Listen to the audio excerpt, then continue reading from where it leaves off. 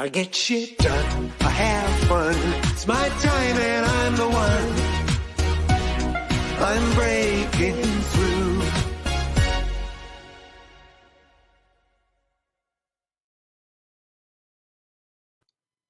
Hello and welcome to another episode of The Business Renovator. Today, we're going to upgrade your sleep so that you can get a good night's rest and be motivated to live your dream life. This really resonates with me, and I'm excited to have the opportunity to interview my wonderful guests. But before I do that, if you're watching us live, appreciate it for being here today with us. If you have a question, throw it at us. We'll do our best to answer it. If you're watching this on the replay, again, we appreciate you as well. Hashtag replay. Let us know where you are watching us from. And again, if you have a question, comment, or feedback, we welcome that as well. Share this out with your community if you would be so kind. That would be greatly appreciated, because you never know whose life a message from one of my guests may impact or resonate with them. And the things you do to help other people could just be letting them know that the Business Renovator is here, and there's a whole bunch of terrific backlog of great guests that have an interesting journey. That's really what we're all about. If you would also subscribe to the YouTube channel to help us get the message out there, that would be greatly appreciated as well. And the last thing I have is a plug from me, my sponsor. It's a shameless plug, and it's a bit of a gift for you for watching today or on the replay. We'll be right back.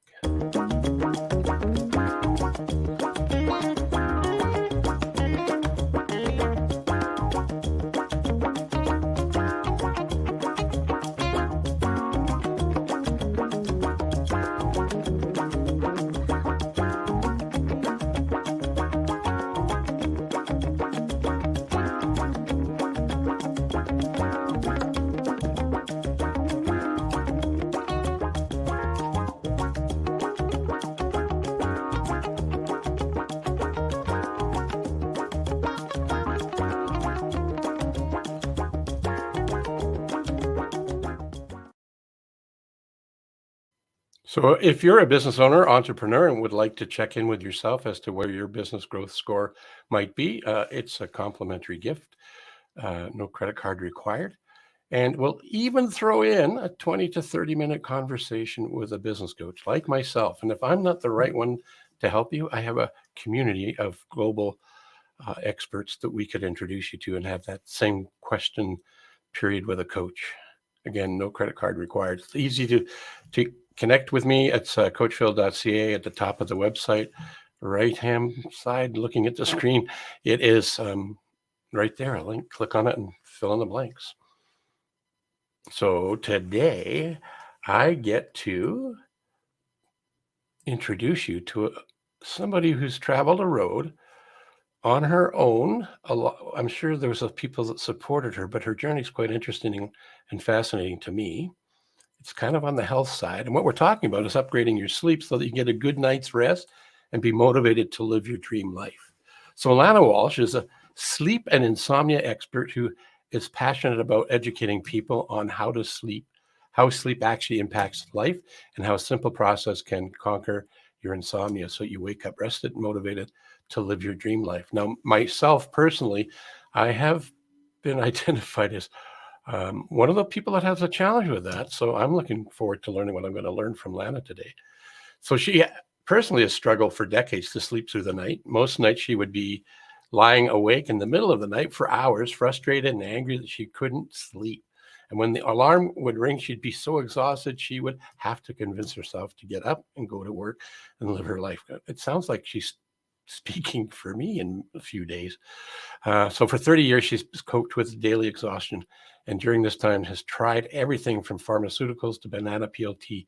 I tried that too.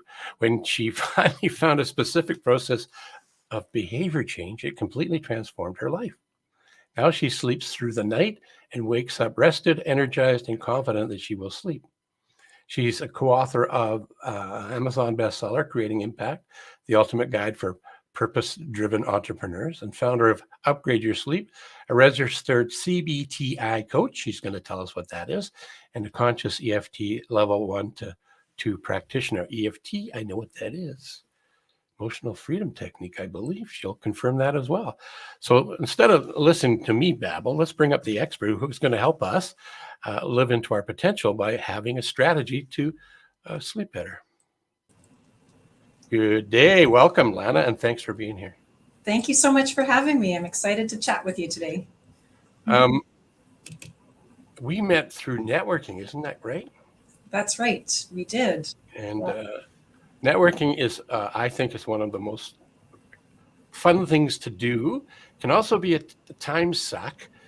Some people that I've worked with, they'll go to networking events because they're fun, whether they're virtual or in person, and they are fun because you meet people, learn things, and then it goes from there. Nothing happens after that. So the key to that is networking. I have 5 business cards over to my left of me, and they're from people who I connected with at a networking event, first live one I'd done for a long time, and not one of them's reached back out to me. And I followed up with 3 out of the 5 because 3 of them really resonate with me. Nothing. Crickets. What's with people? I don't know. Like, networking is one of the ways that I get clients. So I have to, that's how you get your word out there. So Well, that's how we met.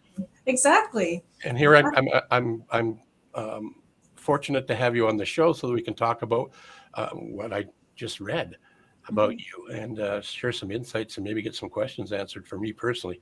I'm going to be self-serving and learn some things here. So, absolutely. That's what I'm here for. And I have a little joke about where you live because I used to get to travel down there all the time. I used to say to my friends, they said, "Where are you going today?" "Oh, I'm off to LA." "Oh, what time's your flight?" "No, I'm driving." "You're driving to LA?" "Yeah." "When are you coming back?" "Tonight." "What?" Anyway, I was going to Lethbridge, Alberta, right? That's a Canadian joke. Yeah, it's the windy city. It's like Chicago. It is windy, that's for sure. I had a friend whose car was facing the wrong way and the winds came up and crimped his door, like opened it wide up, and it was a mess. Yeah, it's very powerful. Yeah, you gotta face west when you park. See, there's always a strategy, a technique. Yeah. So, if you were going to start off and tell people your starting point, what would be the first thing you would want us to know about you? Well, if you want to know about my sleep journey, then it started as a teenager, actually. I had trouble getting out of bed to go to school. My parents thought I was just your typical teenager, staying up too late, sleeping in on the weekends, being irritable and angry all the time. But the reality was I started tossing and turning at night all the time. I'd have to get out of bed and rearrange my clothes because I get wrapped so tight around me, I could hardly breathe. And I didn't know what the problem was for over 10 years. And it turned out I had restless leg syndrome. So that didn't get diagnosed. And in that time, I developed chronic insomnia.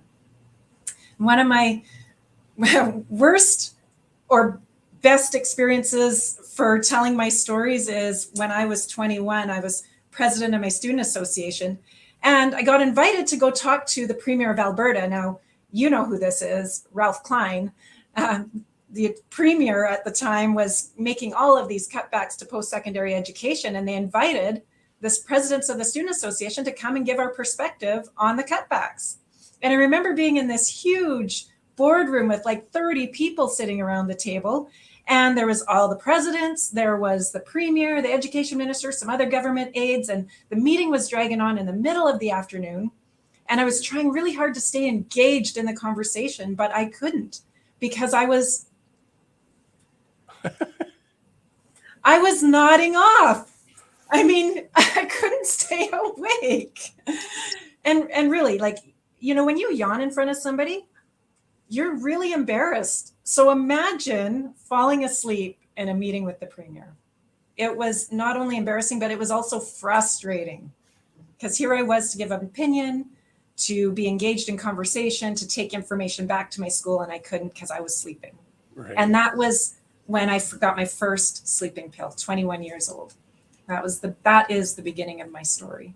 Isn't that interesting? The way we process or assess things is based on our perception of reality.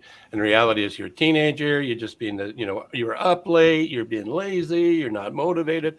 But in the fact that you're the president of your student union, that's that's to me is a sign that they totally misunderstood you, because a teenager that would be defined the way I just mentioned that wouldn't be in the position of leadership.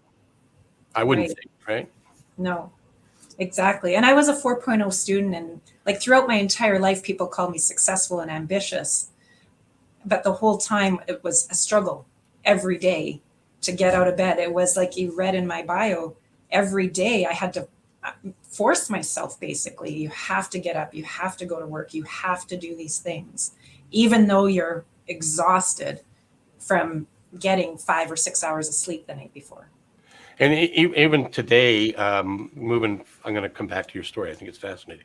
Because when we met and you were telling us, when we networked and had our little one-on-one, I was, wow, you need to be on the show, help other people understand what's going on. In my own journey, I've been told that there's 3 things we need to do to stay healthy. Maybe there's more, but there's 3 main ones. And one of them is sleep. We need a decent sleep, not an interrupted sleep.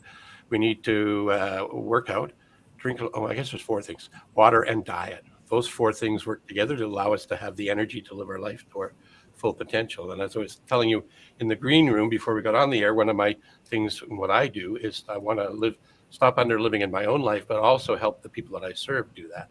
So when you were telling me your journey and how you have essentially on your own research with the people that you've engaged and learned from, have created a way to help people reach their potential by sleeping better, which is why we have the headline that we have, right?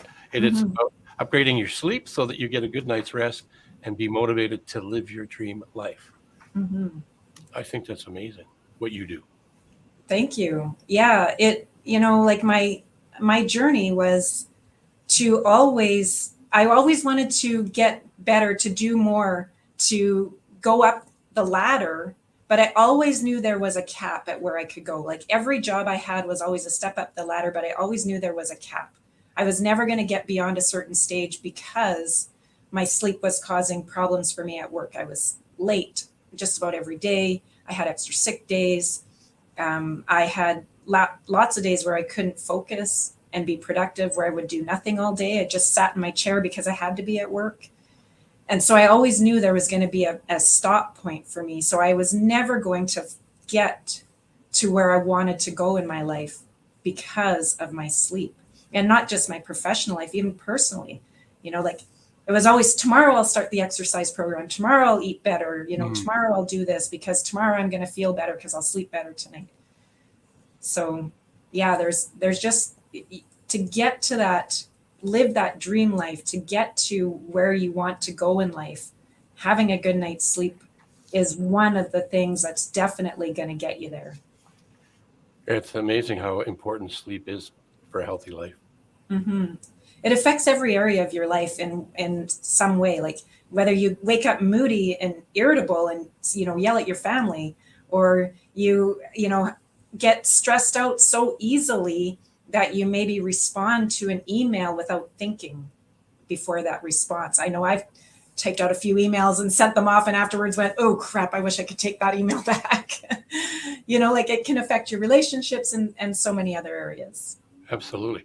I use a suite of assessment tools. And one of them, when we do the review of it with the client, there's a section in there where we talk about 3 different levels of stress. So when you're a happy place and you had enough sleep and the diet's great, you're in love with yourself and in love with life, everything's good, right? When you get to the place where there's a little bit of stress and you're not quite as jovial as you were in your natural state, then how do people perceive and see you? How do they see you showing up? And then when you get to that place, maybe to the level where you're at, but doesn't have to be, or not where you're at anymore, but what was the catalyst for you to be on the show today was because you found a way to stop being the way you were, which was tired. And when we get to that place of stress, tired, anxiousness, all of the things you've just talked about show up. And this assessment shows up how they are perceived in the world by others based on their level of exhaustion or awakeness or energy. It's amazing. It's really important. Yeah, it is very important. And life is changing so much faster these days, I think, than 10 years ago, maybe even a year ago. That, Mhm. that adds additional stresses. And what comes to mind when I'm thinking about that is think about all of the different ways we can connect with each other or make a contact. Maybe we're not connected, but a point of we have a landline, we have a cell phone, we have email, we have Social media. social media, and there's all sorts of places there. And then it's where did we meet? How did we connect? All of that stuff adds to the data that we're collecting, and some of it serves us, some of it doesn't. Uh, Before the internet, there was, well, I remember the phone on the wall. So we buy an extra long extension cord from the phone box to the receiver, and you go and hide in the bathroom or wherever the cord goes. You can have a private conversation. Now Yeah. we take our phones everywhere, and not much is private. Anyway, Exactly. I kind Yeah. of digress, but I just think it was all of those stress levels add to the challenges for having a good sleep, I'm thinking. Yeah. Well, Stats Canada in 2002 released some information saying about 16% of the population had insomnia. In 2020, they said it was 35%. And the experts today are saying since the pandemic, they think it's about 60% because stress and anxiety, the uncertainty, especially of what's going on in the world right now with inflation and wars and different things, like that stress and anxiety is the number one reason people can't sleep. And when you can't sleep, when you start to get frustrated and anxious about that, that's when you start to get into this chronic problem and you start to develop a habit of not sleeping.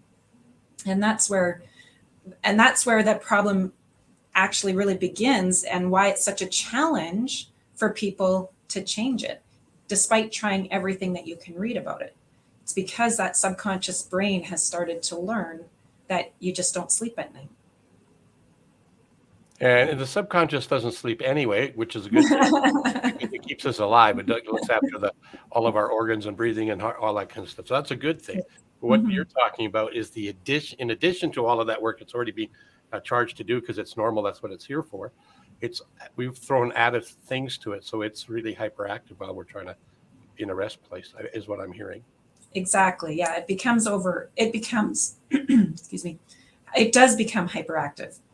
And then it keeps you awake, and then your conscious brain kicks in, and that's when you start to think and worry and create to-do lists, all of those things. And then it becomes this pattern of behavior. And then also when you do the to-do list, oh my gosh, I haven't got any of this done. And it's just a vicious cycle, isn't it? How you're talking to yourself. Exactly. It is a cycle. So when we were first talking, if I recall, you had gone through a wide variety of moments, I guess, talking to experts about your challenge.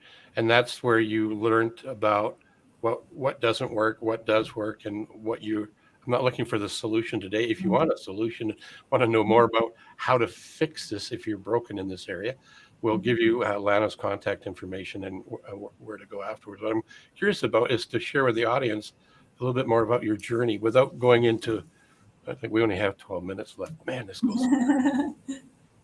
If you wouldn't mind just kind of giving us a quick fill in the blanks to you were at that place where really exhausted to now you've got it mastered, but you did some things in between there. I did, yeah. So I first went to a sleep expert when I realized I had restless leg syndrome. I went to a sleep expert who only asked me questions around restless leg syndrome, diagnosed it after I'd self-diagnosed it, gave me a prescription, which by the way is the same type of drug you take for Parkinson's disease. It's not related. I don't have Parkinson's, but it's the same type of drug that I started taking daily for like 5 years. I took that drug every day. And then they sent me to a sleep clinic just to make sure I didn't have sleep apnea, which I didn't have. But those were my first foray into seeing sleep experts. And probably back at this time was when insomnia was believed to be a symptom of another disorder, medical, mental health, or some other issue, not its own disease, or disease is the wrong word, not its own problem. So they were always looking for something else and just treating me for the insomnia with prescription medications. And for 10 years, I was on 2 other different prescription medications. And every time I went to my doctor every 6 months or a year, they would just give me a refill, or maybe we should increase your dosage. There was never a conversation about my sleep. They never asked me, like, what's happening at night? What time are you going to bed? What time do you get up? What are your habits? What's happening during the day? What happens during the night? There was never any conversation. It was just, here's your prescription. And so I started doing the research. I started Googling everything I could find on how to sleep better and how to cure insomnia and all of those things. And if you look up how to cure insomnia, the top 5 websites all tell you variations of the same thing. And this website will say, do these 5 things. And this website says, do these 20 things. And this website says, do these 2 things plus these 3 new things, supplements. And so I'm trying all of these things, struggling, even on prescription medications, to sleep 5 days a week. I'm still awake in the middle of the night, 2, 3, 4 hours, even on medications, and doing all of the things, the cool, dark room, the remove the devices, remove distractions, eating right, exercise, all of those things that you've read. I've tried it all. Like you said in the bio, banana peel tea, please don't do that. It's not great. But nothing worked. And I felt like at that point, I felt like I was an expert in sleep and there was no solution for me. And then I happened to see this speaker talking about emotional freedom techniques, which is, tapping on acupressure points to reduce stress and anxiety. And using that process on my stress and anxiety got me started on the path of sleeping better. And that led me to doing what is real research into sleep, not just Googling stuff. It was like looking at the research. And that's where I found CBTI, which is cognitive behavioral therapy for insomnia. And it's the gold standard in treating insomnia. It was developed at Harvard University and now is recommended as the first treatment option for people with insomnia. And it absolutely cured me. CBTI. Yeah. And the I is for the insomnia. Right. Yeah. Gotcha. Mm-hmm. Got it. That's cool. Mm-hmm. And I like how you went from, you did Google research to real research. And I think that's true, because that's a great way to explain it. You can get some great information starting points on Google and then do a deeper dive to find out if it's legit or not. And that's what you did. You went from the Google searching research to real research, real scientific based content, right? Exactly. Yeah. So I read research studies all the time and research papers just to see that, because there's lots of research going on out there on how much sleep is affecting people, like either in work or mental health or the various areas. But there's not a lot of research that I've been able to find on, studies of people, using different things to help them with their sleep. So it's a kind of interesting to read about. Well, especially if you're invested in this like you are, you're living it. You've lived it, and you've found a way to conquer it, I guess, is a way to describe it. Exactly. Yeah. And I help my clients do the same thing, right? That's a great segue. That's a great segue to one of the questions I want to ask you before we run out. Time is, I think it would be fantastic for my selfish side, but also for our audience, if you had, without naming names, if you could share a success story that somebody that came into your life or you came into their life, however that happened, and what was the end result? What was their issue, and what was their end result? Yeah. Okay. So one of my clients, he was recommended to me by a friend, which is a lot of how I get my clients. And when he first called me, he's like, I've been struggling with sleep for 30 years. So he's kind of like me, been having this trouble for so long. And when we first had a conversation, I gave him a couple of pointers and he's like, yeah, tried that, which is a lot of what I hear from my clients. I've tried it all. And I'm like, okay, well, then you really do need to work with me. And he had trouble staying asleep. So he'd go to sleep, but then he'd wake up in the night and be awake for 2 or 3 hours. And he also had trouble waking up too early in the morning. So he'd wake up an hour or two before his alarm, and then he wouldn't be able to go back to sleep. So he was waking up and feeling, exhausted. And he was a busy entrepreneur. So, he was like, I need to have this fixed because I can't keep up. It's like when I'm working with my clients, I get all kinds of energy working with my clients. But when I just need to work on my business and do other things, I don't have the energy to do it. So he decided to work with me. And about 4 weeks in, I think it was, he posted on Facebook some comment about, oh my God, you guys, I slept 7 hours last night and I don't know the last time I was able to do that. And he was just so excited. But by the end of the program, he basically had no nights, no time where he was awake. He went from averaging 2 hours a night of being awake to averaging 10 minutes a night of being awake. Like a 95% improvement in just 6 weeks. And that's what I do. I work with clients for 6 to 8 weeks. Usually I don't get to week 8 because they're feeling so good by then they don't need me. And it's amazing. I've had clients cry at the end of my program. They're so relieved by how much better they feel being able to sleep through the night. So that is one of my real good success stories. That's brilliant. Thank you for sharing that one. Yeah, because as an entrepreneur, being an entrepreneur by itself is challenging. It's quite a bit different than working for somebody else. How do I know? I've done both. And there's stressors in both. And like you were saying, you're having difficulty staying awake at the meeting with the political leaders.